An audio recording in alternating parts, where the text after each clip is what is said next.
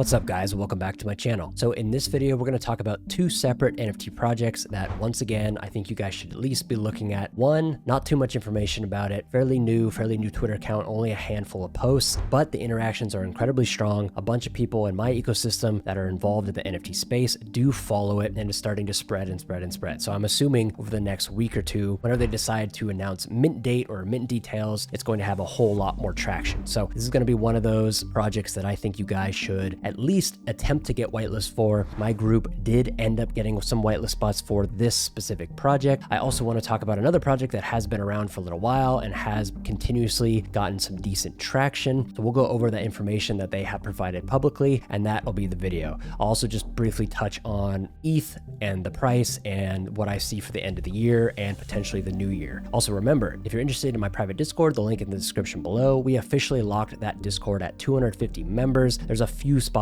left, so if you're looking to get in, I would do that now. All right, guys, so the very first project on the list today is Free JoJo, and this is a new project, very new. So I think they have 3 posts on their Twitter. The first one happening on December 14th, and the latest one happening yesterday on the 20th. So there's not too much information about this project right now, okay? All I know is that there's quite a few people who I know in the space that are currently following it. I got in touch with their collab managers who are definitely a part of the NFT space. I have seen them around. I believe they are kaijus, and they have a website. That's essentially all we have so far. What we'll do is we'll check their website out really quick, and if you just take a look, if you just click through, I am a big fan of this artwork. I like the traits. I think it'll make a really good PFP, which is great for organic marketing, and I also really like just the vibe in general. It's like 90s cartoon era. I grew up in the 90s. I was born in 94, so I'm a big fan of this artwork in general. Also, they have some music which plays, which I'm a big fan of. It's that same 90s vibe. Big fan. So we'll see how this project pans out over the next couple weeks before they decide to mint, but it looks really cool. I'm just hoping that the supply and the mint price is reasonable so they can succeed in this kind of downtrend market. So yeah, once again, guys, Free JoJo. It looks really cool. I like the art. I like the traits. I think it'd make a great PFP. Not too much information, like I said, just a website. Pretty new, only a handful of days old. So I would definitely get your whitelist grind on for this project. I do suspect this project, if at the very least, if the supply and mint price makes sense for the amount of demand that they're able to generate before they mint, I think this project will do really well. So I really don't know much beyond that. If it's just an art project, who the artist even is, who exactly on the team, those are all things that I hope they decide to release fairly soon so we can get a better grasp on Free JoJo overall as a project. All right, friends, the next project today is Eden Genesis, and I like this project for a few reasons. One, the concept art and the marketing material that they're using on Twitter, I really like. This to me is everything that I like in a fantasy genre. A little bit of steampunk vibes, a little bit like AOT, high fantasy, really cool landscapes. I'm a big fan of artwork just like this, but in general, their concept art, the marketing material is super high quality, and I'm a fan. So we'll dive a little bit deeper into this project. I don't think things like mint price and overall supply have been disclosed yet. A lot of projects wait until, they really understand the organic demand behind the project before announcing stuff like that. But there is quite a bit of information out about this project currently, and it looks like it's going to be an MMORPG, and it's going to be Web3 integrated. So whether that's NFTs that have to do with cosmetics, or it's like playable PFPs that you can play within the metaverse that they're building, the MMORPG that they're building.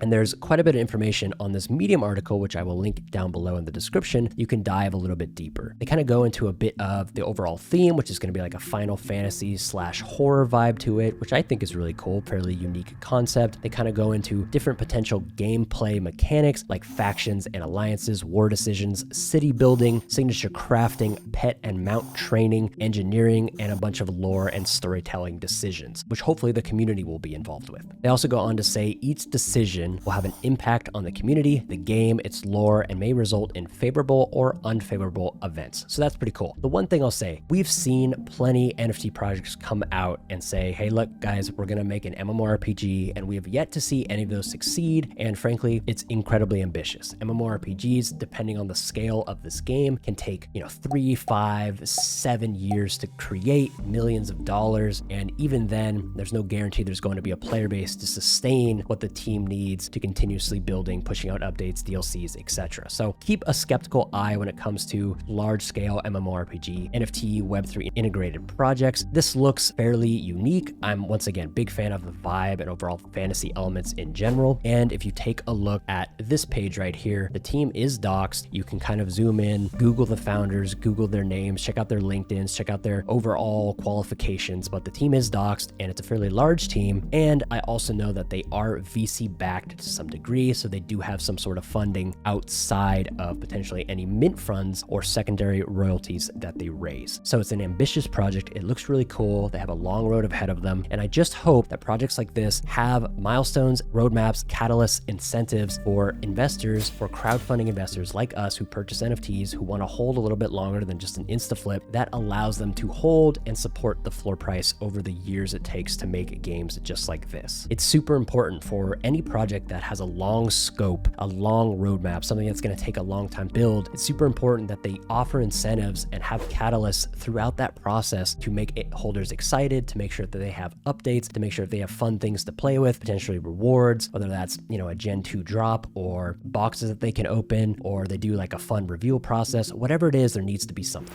Okay, cool guys. So those are the two projects today, Free Jojo and Eden Genesis. Both really cool projects, both very different. One's more art focused that I think are going to make great PFPs, and one is more game, Web3 integrated, MMORPG focused. So very different genres, very different projects in general, but both I think fairly exciting. So something that I will be watching. All right guys, so today, once again, we're going to look at the Ethereum price and just kind of give my overall thoughts on the market. Right now we're sitting at $1,200 basically. And if you kind of go back to something like July, we've basically been in a sideways channel with a slight downtrend for a while. And my sneaking suspicion is that 2023 will relatively stay the same. Potentially January might be a little bit of a more bullish cycle because taxes wrap up in the United States. People aren't tax loss harvesting. There's potential more liquidity in the market because some really hyped projects like Meme Land come out, which people will inevitably be taking profits on.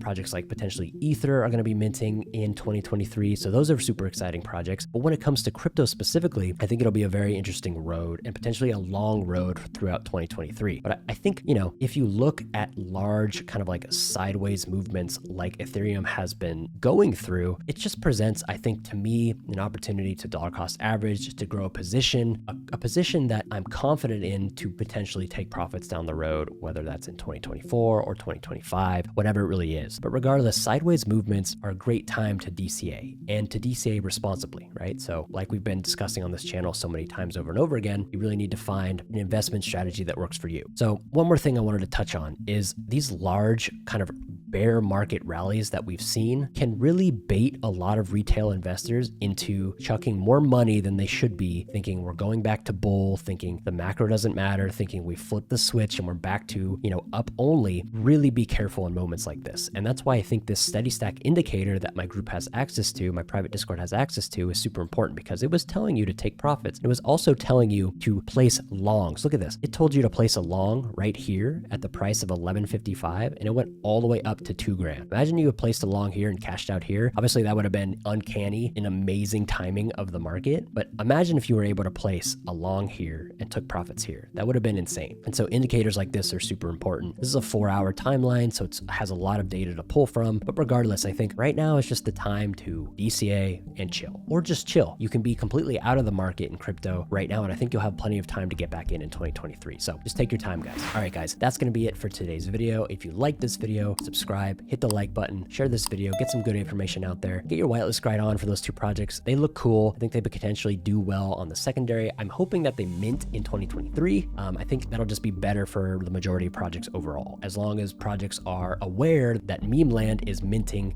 early January and other projects are minting on X date, and they kind of work around those dates because there's only so much volume and there's only so much liquidity that the market can handle. And if a bunch of projects decide to mint on the same day, that ends up just not benefiting anybody. So once again, guys, if you're interested in joining my private Discord, the link is in the description below. We are capping the membership at 250 people. So there's a handful of spots left. If you're looking to get in before it fills up, you should do that now. Thank you guys so much for watching, and I will see you guys in the very next video. Peace.